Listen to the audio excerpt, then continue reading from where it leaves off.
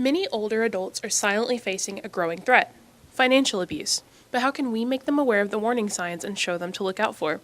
Let's speak with Security Officer Garland Prejean and see what he has to say. Sure. Let's walk and talk.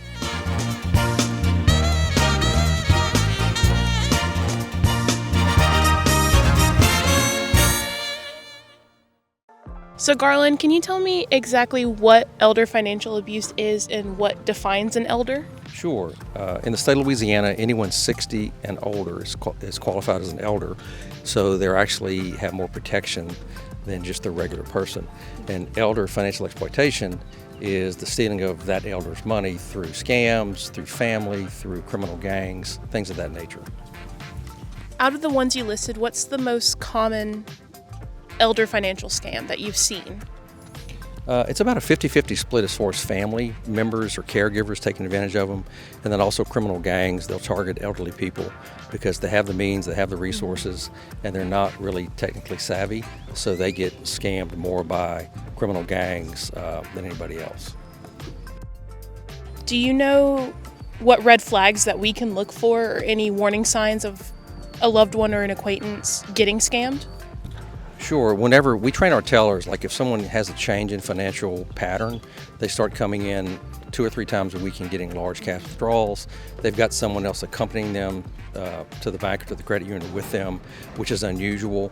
Or the member will ask for electronic services where they never had them before, like they want online banking, they want to be able to use electronic ACH and transfers, and they never had that before. That's a red flag for us.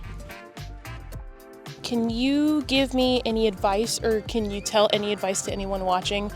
Yeah, if something doesn't look right or doesn't feel right, they should report it to somebody, or if they get contacted online and it doesn't seem like a real thing or just doesn't seem right, they should just stop.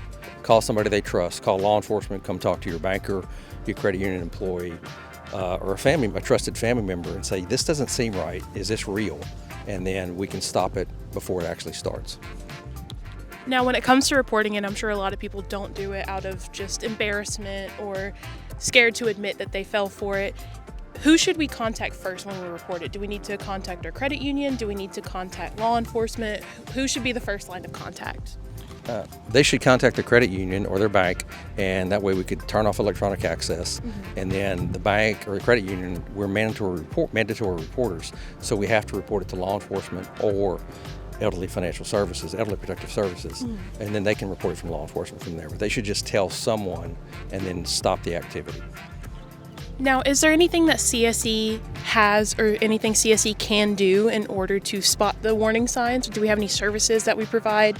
Anything that our members should be aware about? We train our tellers. Yes, our tellers are very well-trained in recognizing the signs of a possible elder exploitation. They contact me, then we contact elderly protective services and or law enforcement, and sometimes have to report it to the government. But mainly just being aware. Our tellers know, our managers know, if someone comes and asks for a service they've never had before, they'll stop, we'll deny the service initially, and then talk to the member and try to work it out. And then if it's legitimate, we'll actually do what they want to do. If it's not legitimate, we'll stop, counsel them, and maybe close accounts, reopen accounts, disable electronic services, and things like that, so the money doesn't leave anymore. Well, perfect, Garland. Thank you so much for taking the time to just walk and talk with me and educate not only myself, but everyone watching about elder financial abuse and scams to look out for. Absolutely, you're welcome. Thank you for having us. Of course.